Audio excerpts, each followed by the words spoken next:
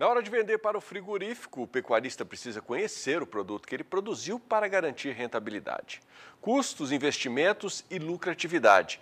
O repórter Vinícius Souza fez uma entrevista sobre esse tema com um especialista no assunto. Confira. Hoje eu recebo aqui nos nossos estúdios o Caio Rossato. Ele é zootecnista e nós vamos conversar sobre a eficiência na valorização e vendas de carcaça. Caio, muito obrigado pela sua participação. Seja bem-vindo mais uma vez ao canal do Boi. Para a gente começar a nossa entrevista, eu queria entender um pouco melhor o que seria essa eficiência. Obrigado, Vinícius, pelo convite mais uma vez. A eficiência na venda de carcaças, ela basicamente é o pecuarista entender o produto que ele está produzindo, né? O que ele tem na fazenda, quais são os recursos que ele tem para poder fazer uma venda no frigorífico, tá? Muitos pecuaristas criam uma ilusão sobre os animais, uma ilusão sobre o resultado no frigorífico e acabam se frustrando no momento do abate. Então, quando ele passa a entender os parâmetros que ele pode ter com relação ao abate dele, com relação à venda dele, ele acaba sabendo vender melhor, porque ele entende o produto que ele tem e ele é como se um comerciante não entendesse o próprio produto que está vendendo. Então, o pecuarista ele tem que se entender nesse momento como um comerciante e saber barganhar na hora da venda, né? Então, ele sabendo, entendendo a qualidade que ele está entregando ou não, ele pode fazer uma venda bem consciente, no caso. Agora, justamente a gente falando sobre isso, a questão de entender o produto que está sendo produzido, aquilo que está sendo vendido, como que o produtor chega a compreender esse produto que ele mesmo produziu? Bom, o primeiro ponto é o acompanhamento do abate, né? Então, se ele tiver o acompanhamento do abate, ou se ele mesmo faz, ele tem que entender qual o padrão de acabamento que ele está tendo no frigorífico, qual é o rendimento de carcaça que ele tem, né? Quais são as possibilidades de novas vendas, se existe programa de bonificação na sua região ou não, quais são, como que ele pode fazer essa venda. Nós fazemos isso para os nossos clientes, que nem a gente fala, vamos fazer o primeiro abate, aí a gente vê, entende o produto e aí tenta posicionar e faz o posicionamento em outros frigoríficos ou em novas possibilidades de venda em nichos de mercado. Mas o primeiro ponto é ele entender muito bem o produto dele lá na indústria frigorífica. Agora, como que vocês conseguem entender o mercado da melhor maneira? Como que vocês fazem essa adaptação? Como que vocês analisam o que está vindo por aí? Qual que é a tendência? Como vai funcionar a venda? Isso. Nós estamos hoje, basicamente, num período de extrema crise, né, de conflito entre a indústria e o pecuarista por causa desses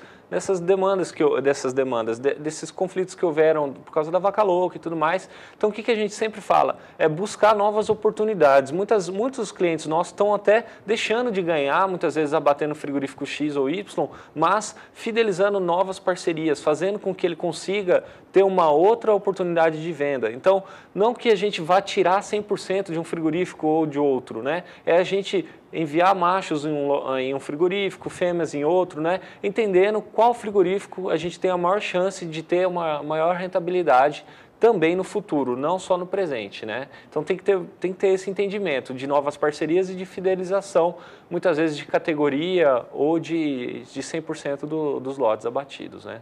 Agora, Caio, você falou uma coisa bem interessante. A gente vem fomentando essa discussão há algum tempo sobre vaca louca, também falando sobre febre aftosa. É importante a gente lembrar que o Brasil tem corrido atrás desse objetivo de se tornar livre de febre aftosa sem a vacinação. No que esses pontos têm influenciado hoje na venda do produtor? Na venda do produtor, ele sempre vai ficar na mão do mercado, quando ele não está amparado por contratos a termo, por fidelizações, né, de mercado futuro, alguma coisa assim, tá? São especulações, tá bom? Todo mercado que é regulado por commodity, né, que tem um grande volume, uma grande expressão, qualquer coisa que acontece no mercado, ele impacta no preço, né? Então, todo ano a gente vem tendo uma notícia ou alguma coisa que mexe com o mercado. Então, o produtor ele tem que ficar atento a isso e não criar grandes perspectivas, não criar grandes demandas que ele acha que vai alcançar um preço muito mais alto do que ele já está trabalhando. E sim, ele posicionar estratégia de venda. Ou seja, eu faço confinamento, que período que eu vou vender a minha safra, né? Como que eu posso combinar isso com o frigorífico? Eu tenho os animais a pasto, eu vou pré-determinar meus abates em que período da safra, né? Então, é ele realmente se organizar e não ficar o menos possível à mercê do mercado, né? Ele tem que se proteger, né? Para ele não poder se frustrar brincar com essas notícias e com essas especulações que acontecem com essas notícias, né? Que sempre vai acontecer, não tem como fugir disso. Justamente, a questão é realmente impossível fugir de todas essas situações. A gente teve um cenário aí para 18, 19 relacionado à questão de soja, a produção de soja, principalmente aqui no estado de Mato Grosso do Sul, onde faltou chuva no plantio e sobrou chuva na hora de colher, então trouxe perda para o produtor. E a gente também tem questão de tabelamento de frete e tudo mais, tudo isso vem influenciando. A greve dos caminhoneiros completou um ano agora no final de maio para início de junho. Como que tudo isso também influenciou nesse resultado? Todo mercado que é regulado, o boi, ele para ser terminado, ele existe uma série de interferências, né? De grãos, né? Do próprio transporte, né? Que o frigorífico afeta muito, no caso. Então, ele vai ser afetado, por exemplo, o frete, o tabelamento, os custos do frigorífico aumentam demais, então ele vai ter que pagar mais barato no boi. E da soja, se a soja fica cara, para o produtor também fica mais caro produzir o boi. Então, realmente, cada dia mais a conta está ficando apertada e o produtor tem que otimizar os resultados dentro da fazenda para aproveitar ao máximo a lucratividade dele dentro do abate. Então, ele tem que buscar resultados, buscar uma boa consultoria, buscar uma metodologia que faça com que ele tenha um maior rendimento, uma maior rentabilidade, um maior aproveitamento da arroba produzida na sua fazenda.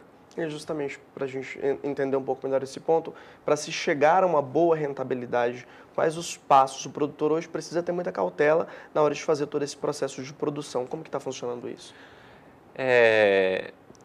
Primeiro ponto, ele não pode ter muito medo de arriscar, né? A gente entende que o mercado ele sempre vai ver essa crise, especulação, mas a pecuária ela vem muito estável durante esses 10, 15 anos, né? Então a gente não tem mais aquela demanda muito de aftosa, né? Então a gente já está com um mercado muito protegido, no caso, tá? Eu acredito.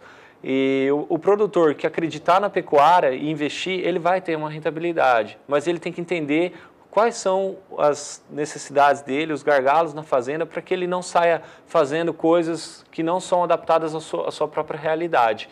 E no frigorífico, ter consciência, ter uma boa consultoria ali, ou uma consultoria que entenda os resultados do frigorífico, para que ele possa tomar a decisão na hora da venda também. E a venda, para você ter uma noção, ele pode agregar de 10% a 15% a mais de rentabilidade no período para ele, de só modificando a venda e só acompanhando o abate mesmo. Bom, a gente vai encerrar a nossa entrevista, mas antes eu quero te fazer uma última pergunta. As expectativas, o que a gente pode esperar dentro desse cenário? Olha, o cenário ele vem bem otimista. Nós temos uma ministra que entende do setor, que está protegendo a gente, né, que está falando a nossa língua para o mundo, que está falando a nossa língua para o próprio presidente, né? Então, o mercado está muito seguro, os próprios frigoríficos estão muito seguros desse mercado externo, estão seguros de que a economia vai se recuperar. Se a reforma da Previdência for aprovada, né, a gente sabe da necessidade disso, a economia e a injeção de dinheiro no Brasil vai ser muito alta, então a expectativa é a maior possível. Nós estamos muito entusiasmados, tenho conversado com muitos proprietários de frigorífico e todos eles vêm investindo na indústria e vêm acreditando que o mercado vai ser bem firme esse ano. Tá certo, então, Caio, obrigado pela sua participação mais uma vez. Sempre que precisar, conte com a nossa equipe também. Eu lembro a você que essa entrevista também vai ficar disponível lá no nosso portal sba1.com. É com vocês aí no estúdio.